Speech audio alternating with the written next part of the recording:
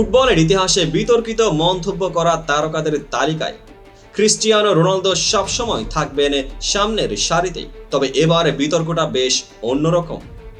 Saudi League কি major league সকারের চেয়ে ভালো? রোনালদো যা বললেন তা শুধুই বিতর্ক নয়, বরং একেবারে ফুটবল দুনিয়াকে দুই ভাগে ভাগ করে দেওয়ার মতোই। আসুন এই বিস্ফোরক মন্তব্যের গভীরে গিয়ে দেখি কে আসলে সেরা, সৌদি লীগ নাকি MLS। লা সেক্সটাতে দেওয়া এক সাক্ষাৎকারে রোনালদো বলেন, MLS কি তবে খারাপ? নিশ্চয়, কিন্তু যেহেতু এটি সৌদি আরব তাই এটি অবমূল্যায়িত হয়। এই একটি বাক্যে যেন ফুটবল বিশ্বে আগুন জ্বলে গেছে। প্রশ্ন উঠছে, রোনালদো কি বাস্তব সত্য বলছেন নাকি তিনি কেবলমাত্র নিজের খেলা লিগটিকে প্রমোট করছেন? এই বিতর্ক বুঝতে হলে আমাদের একটু পরিসংখ্যানের দিকে তাকাতেই হবে। সৌদি লীগের ক্লাবগুলো পিএসজি, ম্যানচেস্টার সিটি, রিয়াল মাদ্রিদের মতো ইউরোপিয়ান ক্লাব থেকে একের পর এক তারকা ফুটবলারকে কিনছে। নেইমার, বেনজেমা, কান্তে, রুবেন নেভেজের মতো প্লেয়াররা এখন সৌদি লিগে। অন্যদিকে MLS এর প্রধান আকর্ষণ লিওনেল মেসি, বুস্কেটস এবং জর্দি আলভা, সুয়ারেজ। কিন্তু মেসি ছাড়া কি MLS এ তেমন কোনো প্রতিযোগিতা আছে? যদি প্রতিযোগিতার মান দেখি তাহলে সৌদি লীগের খেলাগুলো অনেকটা ইউরোপিয়ান স্টাইলের।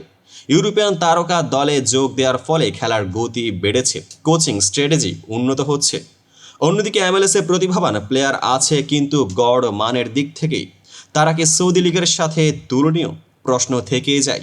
রোনালদোর বক্তব্যের একটা দারুণ দিক হলো মানুষ সৌদি লীগকে অবমূল্যায়ন করে, কিন্তু বাস্তবে এই লীগ অনেক উন্নত হচ্ছে।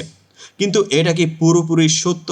এখানে অনেকেই যুক্তি দেবেন সৌদি লিগে খেলা অনেকটা ইউরোপিয়ান ক্লাবগুলোর এক্স প্লেয়ারদের জন্য পেনশন লিগ হয়ে যাচ্ছে, যেখানে মোটা অঙ্কের বেতনের জন্য ফুটবলাররা শেষ ক্যারিয়ারটা কাটাতে আসছেন। আবার কেউ কেউ বলবেন এখানে খেলার উন্নতির জন্য বিশাল বিনিয়োগ করা হচ্ছে, যা ভবিষ্যৎ লিগটিকে MLS এর চেয়েও বড় করে তুলতে পারে। অনেকেই মজা করে বলেন মেসি যেখানে খেলেন সেটাই সেরা লিগ, ঠিক যেমন বার্সেলোনা, পিএসজি এবং MLS।